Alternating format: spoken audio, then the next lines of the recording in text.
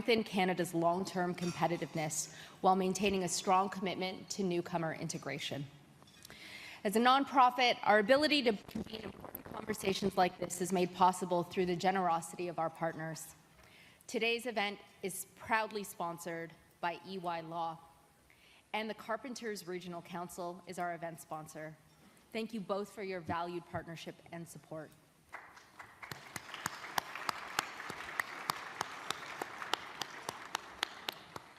To our season sponsor, Canadian Bankers Association, and our official airline sponsor, Air Canada, thank you as well. And to Canada's Forest Trusts, our nature partner, who help us reduce our carbon footprint by planting a smart forest in our honor, we are deeply appreciative. We are also pleased to welcome students from the University of Toronto's Political Science program. Thank you for joining us and for engaging in conversations shaping our country's future. Now let me remind everyone of our website and its on-demand content and event information. Please visit canadianclub.org, and while you're there, consider becoming a member if you haven't already done so. We also appreciate it when you post about our events, so I invite you to share your reflections on your social media network of choice. And now I'm sure you'll all have questions about sustainable immigration, labour market alignment, and Canada's long-term competitiveness. Please use the question cards on your table, and we will share them with today's moderator. For those joining remotely, please use the Submit a Question button on the right side of your screen, and we'll be looking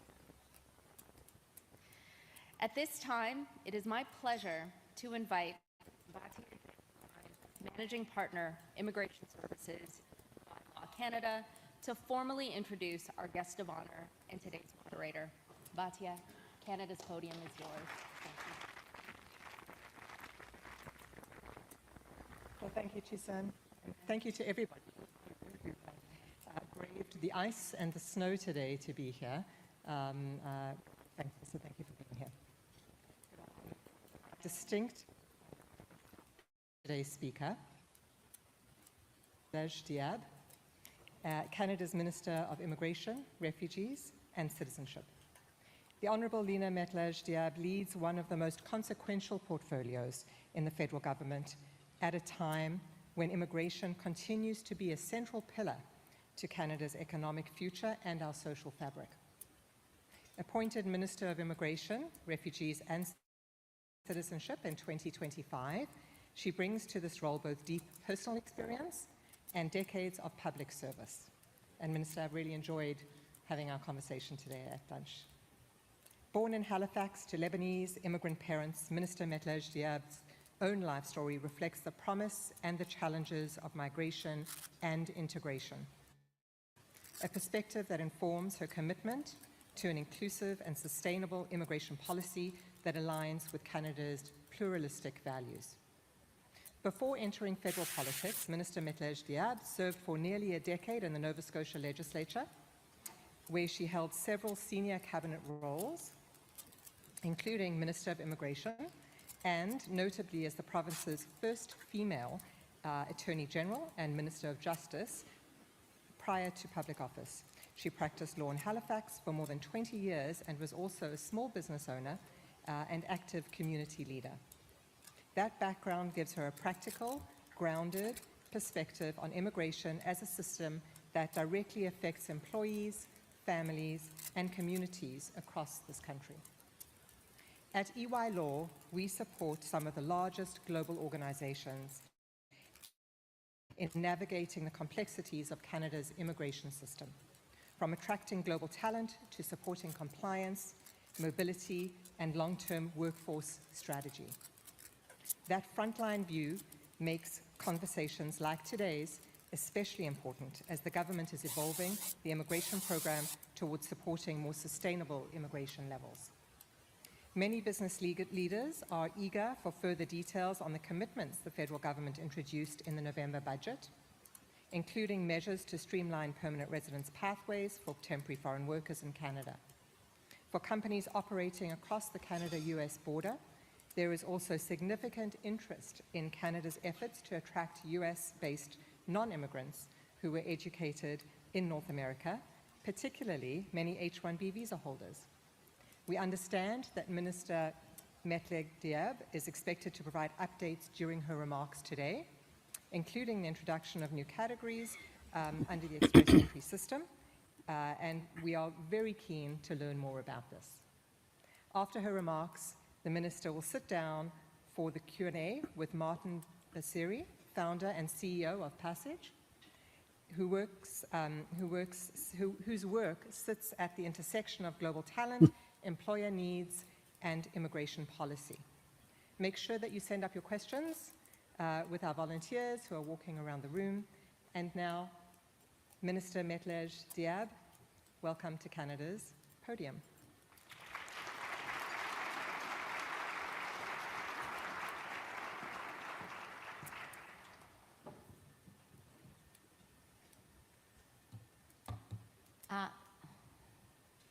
Good afternoon, everyone. Bon après-midi. Batia, thank you very much for that warm introduction and for the lovely conversation I've had with the guests at my table, but also those that have come and had a chance to speak for a minute or two. Thank you to the Canadian Club for this opportunity. 130 years is significant, and thank you for everything that you do to support our businesses and our communities thrive. Thank you for all the guests for being here today.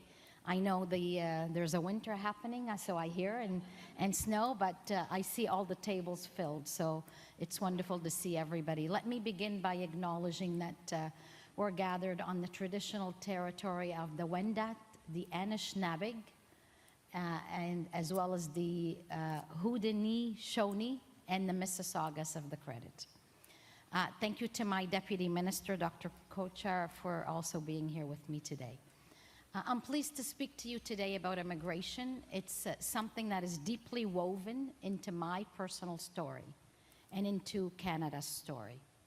I was born in Halifax, but spent much of my childhood in my parents' homeland in a mountainous village in northern Lebanon.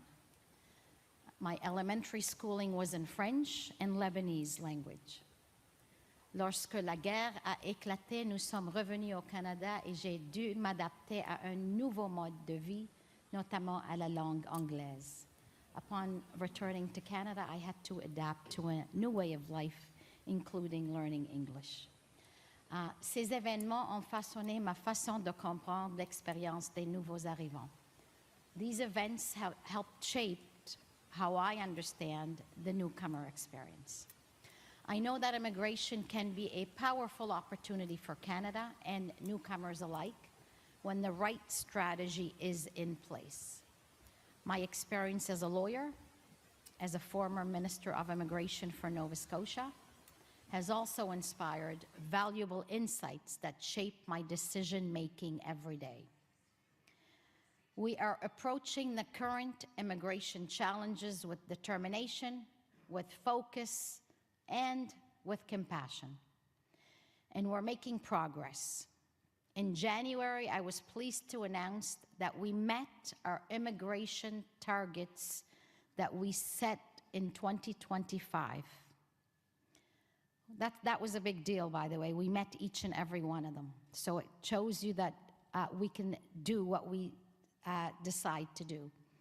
Today is a great opportunity to reflect on what immigration in Canada looked like when I took this role 9 months ago, compared to where we are today. I'll discuss how we're regaining control of and restoring stability to Canada's immigration system. I will share some of the many steps that we are taking to ensure the system supports Canada's economy and social fabric. And I'm going to start with the global pandemic that we will never forget, those of us that have lived it, and everyone has in this room, in 2019, when with our healthcare and economy in crisis, Canada used immigration to address urgent labor shortages and to support our recovery. Unfortunately, it also grew our population faster than many Canadian communities could absorb, also putting pressure on housing, on infrastructure, and on social services. When Prime Minister Carney, our new Prime Minister, appointed me as Immigration Minister last May, the task was clear: rétablir le contrôle, l'équilibre et la confiance dans notre système d'immigration, restore control and balance, and rebuild confidence in our immigration system. Attract the best and brightest to advance the Canadian economy, all while meeting our humanitarian objectives. We needed a reset, so we took a thorough, honest look at pressures across the system and worked with partners across government and the country to set clear immigration targets within a measured framework. Canadians gave our government a clear mandate to reduce and stabilize immigration, and that is what we are doing. We've reduced new permanent residents to less than 1% of the population. Nous réduisons la population de résidents non permanents, y compris les étudiants étrangers et les travailleurs temporaires, pour atteindre l'objectif de moins de 5% d'ici à la fin de 2017. We are reducing the non-permanent resident population, including international students and temporary workers, to reach the target of below 5% by the end of 2027. Nous modernisons notre système d'octroi de l'asile. We are modernizing our system of asylum. Nous observons déjà des résultats, and we are clearly seeing results. 2025, asylum claims declined by a third. We also saw over 50% fewer arrivals of temporary workers and international students in 2025 than in 2024. And we are already seeing positive impacts. Rents are trending down in general. Here in Toronto, rents are down, and the city has reported easing demand from refugees and asylum seekers. As a result, confidence in immigration is starting to return. We've achieved this in part by paying attention to local, provincial, and territorial priorities, and by focusing on results people can see in their daily lives. Lorsque les nouveaux arrivants aident à combler des besoins en main-d'œuvre, à construire plus de maisons et améliorer l'accès aux soins de santé, tous les Canadiens en profitent. When newcomers help fill labor gaps, build more homes, strengthen access to health care, all Canadians benefit. Confidence grows when outcomes are predictable for employers, for communities, and for the country. So in a city like Toronto, where global talent, capital, and innovation intersect, predictability is essential. Institutions need to know the rules that will be applied and that they will be applied consistently and will not change midstream. This stability allows Canadian institutions and stakeholders to plan long-term. A predictable, strong foundation helps us meet current and anticipated future economic demands. Right now, my department is investing a great deal of focus and energy on attracting and retaining global talent, bringing in the right people to help build a stronger future. Bien faire les choses dépend à grande partie de la façon dont nous sélectionnons les nouveaux arrivants. So getting this right largely depends on how we select these newcomers. Across departments, our governments are embarked on an ambitious international talent attraction strategy. Au ministère de l'Immigration, nous utilisons les outils dont nous disposons pour attirer des talents qui font croître notre économie et comblent d'importantes pénuries de main-d'œuvre. At Immigration, we are using the tools at our disposal to attract talent that grows our economy and that fills key labor shortages. Our express entry system is, which I know most of you know about, is at the core of our approach for attracting and retaining the skilled workers Canada needs. Express Entry is an online system that we use to manage applications for 3 permanent residence programs. These are the Canadian Experience Class, the Federal Skilled Workers, and the Federal Skilled Trades. Just as an aside, when that Express Entry system was started in 2015, I was Minister of Immigration in Nova Scotia, and I was the first minister in the province that actually pulled the button and got on board with that system. And I know there's been a number of enhancements done, and hopefully today you will hear some more. So in category-based rounds of invitations, we invite candidates in the Express Entry pool with the skills and experience we need to boost our capacity in key sectors and occupations.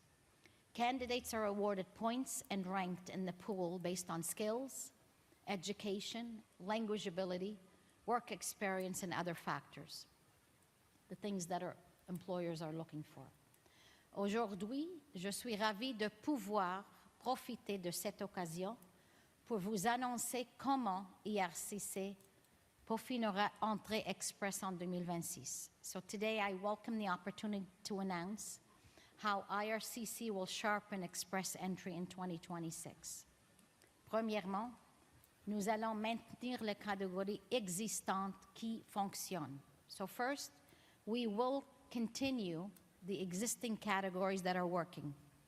That means IRCC will continue to hold invitation rounds to select candidates with strong French skills, as well as those with work experience in the following fields: healthcare and social services, such as nurse practitioners, dentists, pharmacists, psychologists, chiropractors, etc.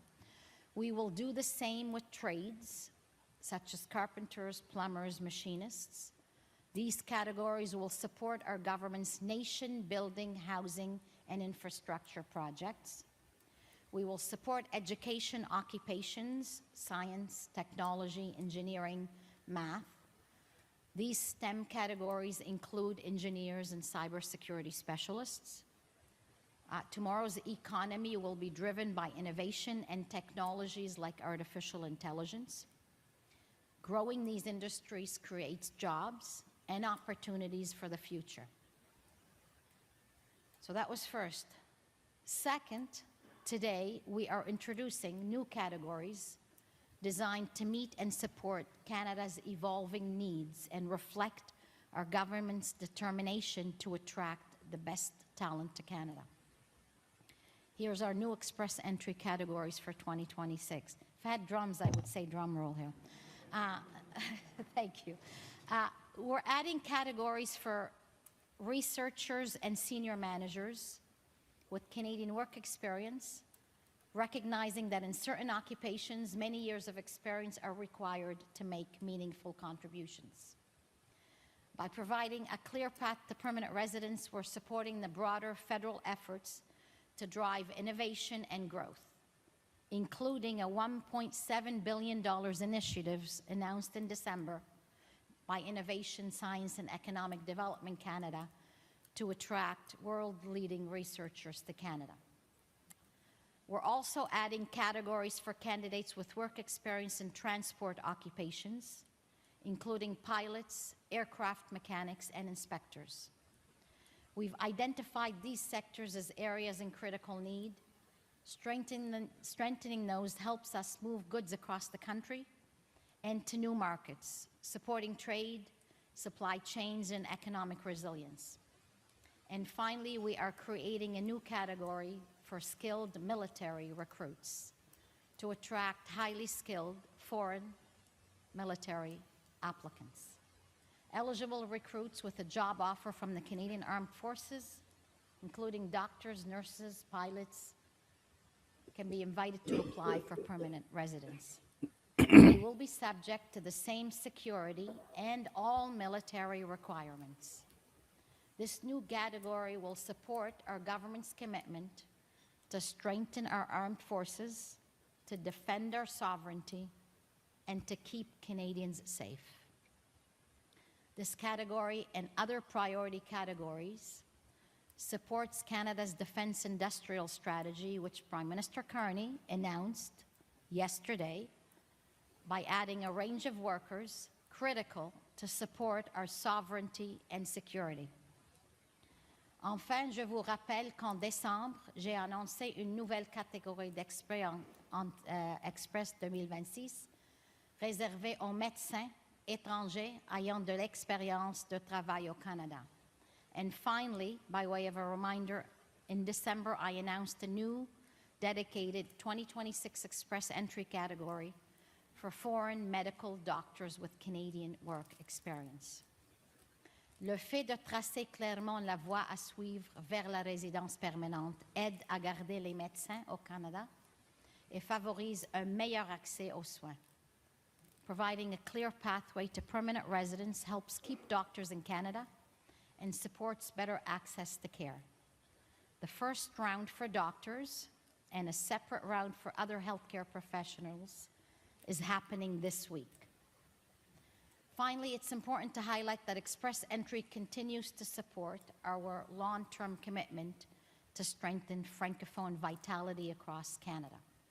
Récemment, j'ai eu le plaisir d'annoncer que pour la 4e année consécutive, le Canada a dépassé son objectif en matière d'immigration francophone, atteignant près de 9% d'admission au Québec de personnes francophones. So I recently announced that for the 4th year in a row, Canada has exceeded its target for Francophone immigration, reaching nearly 9% of admissions outside Quebec. Pour 2026, le Canada a un plan ambitieux visant à accueillir plus de 30 000 nouveaux arrivants francophones chaque année au cours des 3 prochaines années pour atteindre un objectif de 12% d'immigration francophone hors Québec d'ici 2029. Plus de francophones, ce sont aussi plus d'enseignants, plus d'infirmières, plus d'entrepreneurs et de travailleurs qui contribuent concrètement à la vitalité économique de nos communautés. Il s'agit de professions identifiées par les intervenants comme étant particulièrement en demande. So more francophones also means more teachers, more nurses, more entrepreneurs and workers to contribute to the economic vitality of our communities. These are professions that have been identified by stakeholders as being in particularly high demand. My department is working hard to broaden and intensify our recruitment efforts. As I mentioned earlier, IRCC's effort to attract talent is part of our government's international talent attraction strategy. We're not waiting for the right people to find us. We will go out into the world to recruit the people our country needs, to connect them with Canadian employers, and to highlight why Canada is the best place in the world to build their careers and lives. Employers can plan, hire, and invest with confidence with an express entry program that functions effectively for them. Alors que nous cherchons à recruter et à maintenir en poste les travailleurs dont nous avons besoin, nous savons qu'il y a toujours place à amélioration et le travail se poursuit. So as we work to recruit and retain the workers we need, we know there's always more room to improve, and the work is ongoing. We are listening. We are refining how we select and score candidates in the express entry system. We have an open dialogue because we know that is central to our decision making for me as minister and for my department. We're also working closely with provinces and territories to make improvements.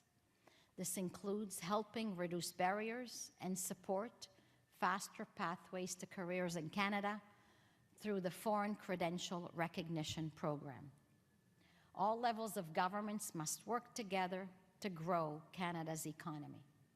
Whether it's employers and entrepreneurs, regional and community leaders, refugees and settlement groups, I can tell you that we are listening and we are making decisions that, while tough, are necessary in order to get our system back to balance. Moins d'un an après le début du mandat de notre gouvernement, nous réalisons des progrès. Less than a year into our government's mandate, we are making progress. Success depends on discipline, and I don't need to tell you that, you're business people in the room. I know as family, we live by that.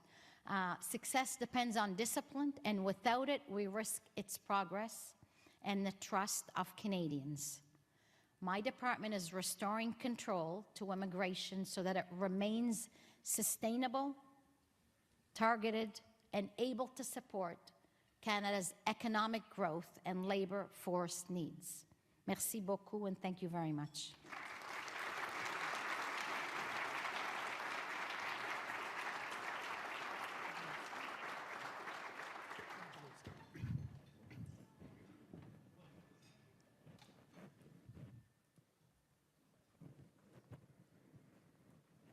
Hi, everyone. Can you hear me? Hi. Thank you very much for coming today. And I have to say thank you very much for coming today. Immigration, I have worked with the last 5 immigration ministers. Immigration is one of the hardest files in the cabinet. It's extremely complicated. It's something that from every single angle there is some group, whatever decision you make, it impacts different people. And it's our national security. It's the strength of talents. We are living in a world that brain and talent worth more than oil and gas and natural resources. So immigration is our national security. And I'm so happy that today you announced that with the new class and everything else. So first I want to acknowledge and thank you for your public service and having the courage to pick up this file. Probably the worst possible time between all the changes and stuff that was happening. Thank you very much. I think you just said everything I want to say. So you're right, it does take a lot of courage. This is not an easy file, and we do live in challenging global economy. However, my job has been made quite easy. It's focused, it's targeted. Prime Minister Carney gave us a mandate, and the mandate is very clear, and that is to restore public confidence in immigration, to reduce the temporary resident population, which includes temporary workers and students, to stabilize our permanent residents entry to Canada, but also to reach 12% Francophone immigration between now and 2029, and to concentrate on the global international talent that we really need to attract. And that is exactly what we're doing. I'm proud to say we've been able to, as you've heard in my speech and you know very well, we've been able to, we have 393,500 people that we accepted into permanent residency in 2025. So that was our target. We met that. We have also stabilized our, we've reduced the temporary resident population to the number that we needed to reduce, and I know you're going to ask me a question on that, so I won't say any more. But we've also achieved our Francophone immigration target, and we are building on our global attraction strategy, which is a whole of government approach. It's not just IRCC, but I work with ISAD, I work with Department of Defense, I work with many departments in order for us to be able to achieve on those results. Yes, so I want to push back. We had this conversation before. When the 5% target came, we all agreed that Immigration Canada, I think you said it very well, needed a reset. Being in this country, this beautiful country, is such a big asset, such a big privilege, that whatever policy we do, it's been taken advantage and they're going to be bad actors. So this reset of immigration is a nature for this file. When the 5% came, the goal was to make population of Canada flat. And right now we are declining population. as we continue declining, do you see we're going to have an ease on the 5%, or you think the 5% is set regardless of whatever the population decline going to be? So thanks for the question. When you talk about 5%, that is only for temporary. That does not include our permanent residency. And as you see, we have our targets that we will be admitting into permanent residency each and every year, and we have met them and we will continue to meet them. So, but we really did need to decrease our temporary resident population. I mean, when you come, and we need people to understand that when you come here on temporary visas, whether it's visitor, whether it's students, whether it's worker, that it is temporary until such time and unless you decide to apply for permanent residency and you find a pathway.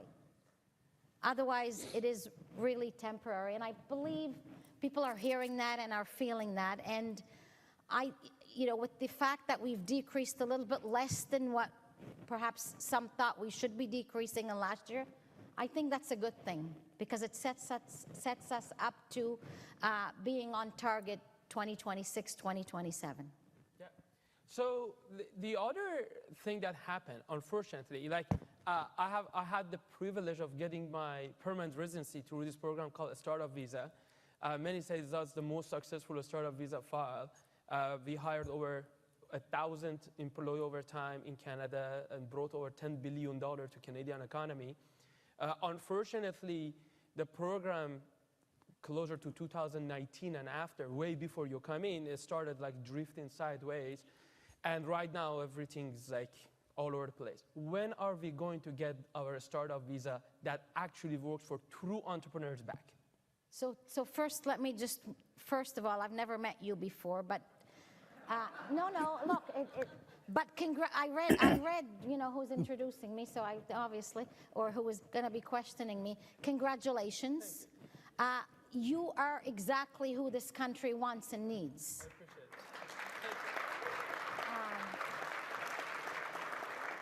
it. Secondly, you answered the question that you're posing me. You know what, you know the program much more than I do. I only know the program since becoming a minister and hearing different, I've never worked in that program. And, you said going sideways, this and that. You're right, it did. And there was a lot of fraud. And so what we are doing right now is refocusing, reorganizing, and in the plan of ensuring that we put out a system that, number one, is focused and that will achieve the results it's supposed to achieve. But we will be holding consultations and hopefully with organizations and people like you that have gone through that as well, that are successful and been used it successfully, to gain insight so that we actually do it the right way, so that we actually target the businesses that Canada really needs, and it will be at a smaller scale. Yeah. For those of you that don't know, like over 50% of billion-dollar companies that created in Canada is built by immigrants. So if you're talking about a startup and AI, it comes with the word immigration. So thank you very much for your commitment to bring back the program. I'm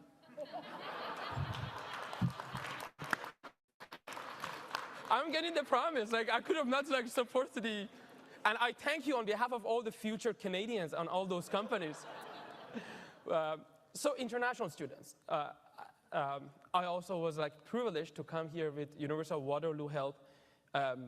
We know that people who come and study here, regardless before their PR or getting education in Canada after study, they're making $35,000 more than the people who don't get Canadian education. There are many reasons for that. One of them you said about foreign credential evaluation. They're earning income about $35,000 more. But international students is a big asset for our country. There were a lot going down. There were a lot of corrections happen. In some places, right now, we are so at the bottom. So for our university and colleges presidents that's sitting in the crowd, are we at the bottom right now? Are we going to see some rises and some things, or no, we're gonna continue doing what is happening today? Okay, so a few things. One, international students, we value the contributions international students make, not just to our economy, but also to our social fabric. What we have seen, though, in the last number of years, which meant in 2024 adjustments needed to happen, and I think, generally speaking, everybody is pleased and proud that those adjustments happened. They needed to happen. We had seen a lot of students were not receiving the education and the opportunities they were promised. And so the other thing is we never had caps. The country never had caps on that. And so in 2024, we started to introduce caps. We started to introduce changes with the provinces and territories to ensure that the students that are coming to study are really getting the education that they deserve, but also that there's also services and that the communities are able to, that have the capacity to absorb the students and be able to provide them housing, etc. I can say to you that with the changes that have been done in 2024 and 2025, it is working. Education is a provincial responsibility constitutionally, and so what we do at IRCC is we give we set the targets, but we allow the provinces and the territories to select with their universities and colleges the students that they need in terms of the program that they want. And so, and we will continue to work with the provinces and territories on that. Yeah. If someone asked me which type of questions you're probably making daily and what are the toughest one, I would say about anything that is like around like asylum seekers. From one side is a huge Canadian values for over a century that Canada is welcoming people who need a home, and a lot of the contribution they've done over the last couple of decades. But in the last couple of years, in particular after 2017, there are a lot of bad actors happen, and also a lot of geopolitical things happen in the world that raised the number to the thing that, as you said it, immigration is kind of a scarce commodity. We don't have room for, unfortunately, we don't have room for everything else.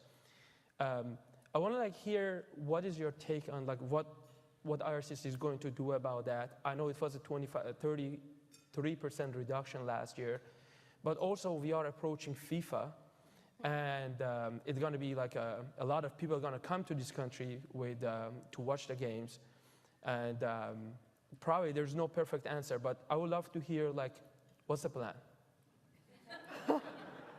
What's the plan? Here we go. So Canada is a signatory to the International Convention, and we are proud to welcome people that are in real danger and need refuge to Canada. What we've encountered over the last number of years, though, is that people that have been in the country for a while starting to claim asylum. That is not, asylum is not to be seen by people that they use it for immigration pathways. We have clear immigration rules, clear laws. People need to use those laws. The asylum system is there for those people that are in real need of danger. So we have really worked very hard, I have to say, on visa integrity. We have anybody that is getting a visa, whether it's, doesn't matter what line it is, again, visitor, student, worker, whatever, there's all kinds of scrutiny that people now go under, and as a result, yes, there is quite a bit of rejections, but that's part of the process. We want to ensure and deter people from using our immigration system improperly. We've also, and that is why we also have a legislation in front of the House that is now in front of the Senate on ineligibilities, and that is to say, if you've been in Canada for over a year, you should not be claiming asylum. that is not the right way for you to do it, and you're ineligible. We will continue to have the pre-removal risk assessment there, which allows people to be able to present to that system there, that if you really fear persecution, and there's a reason, we will look at that. But generally speaking, that is not something you should do. So now in terms of FIFA, what I say to you is, and I saw people going like this, yes, I'm a soccer mom, so a lot of people are very excited to be hosting soccer. It is a big event. It is a hooray moment. We are proud of that. What I will say to you is people who are coming to claim asylum and to whatever, you're not going to be able to do it. We are looking anybody who buys a ticket does not guarantee them entry to Canada. They still have to pass all the requirements of anybody coming into the country. So buying a soccer ticket does not mean you're guaranteed entry. You have to pass all through security and eligibility requirements to come to Canada if you're from a country that needs the visas. Other than that, come and enjoy yourself and then go back home. If you want to immigrate, do it through the proper channels. And, you know, we're being honest and clear, and that's the way it needs to be. Yeah, very, very well said. Very well said. On the announcement today, you mentioned about the researchers, medical doctors that you announced in December. But let's go for the researchers. Right now, a lot of the biggest technologies in the world, like for example, like we've seen like recently on the revolution that's happening in AI, is created in our labs, in our universities and colleges. And it is so important that we bring the brightest people to do that. I know it was like a lot of work for your side for getting this file. I would love if you can give a little vision and how this is aligning with that $1.7 billion that was announced in the... Imagine being able to build anything just by thinking about it. Meet Base 44. Prosperous Canada in the future. Let me go back a little step on your international student piece. For 2026, we have removed the cap for international students that are coming to study in graduate programs and PhDs. So that is a change, which I'm hoping that you know, U15 and other universities will take advantage of. And the reason for that is we want that global talent. We want those researchers. We want the best and brightest in the world to be able to come to our institutions and stay. The other thing that we've made is, through that strategy, is the department and the sector will identify those talent, and we at IRCC will help bring them here. Obviously, security and all of that still has to be passed. So whenever I say whatever, we never risk that. We always want to ensure that we are complying with our IRPA, Immigration, Refugees and Protection Act and regulations. But beside that, we will then bring them here in a 14-day processing time. So we are making it very much easier for us to bring them here, and that strategy will be able to help that, together with people from all over the globe, but also those that are in the United States that are choosing to leave.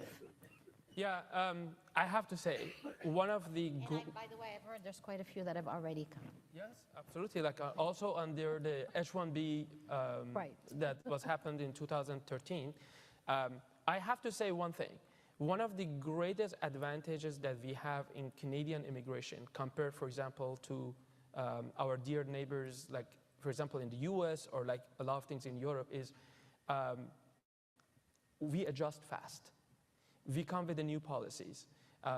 We don't afraid of like take risk and correct courses. And I think that is one of our biggest advantages. And during this correction, it was a lot of voice out there that they were saying Canada's door is shut. It's not shut. We are just doing some recalibration. The door is open, and the brightest people in the world, please come here, make here as home. This is a beautiful country, and there are a lot of us who would love to have you here. And you heard it clearly from the minister that came with the new policies that is like making it easier for the brightest people here. I want to thank you on behalf of all Canadians as an immigrant, and also thank you for your public service, and thank you for accepting our invitation today. Thank you very much, and you just ended it perfectly. Thank you so much. All right, there you go. We're going to leave it there, and hope you'll leave your comments and suggestions, and have a good afternoon. Thanks for joining us. We'll be back.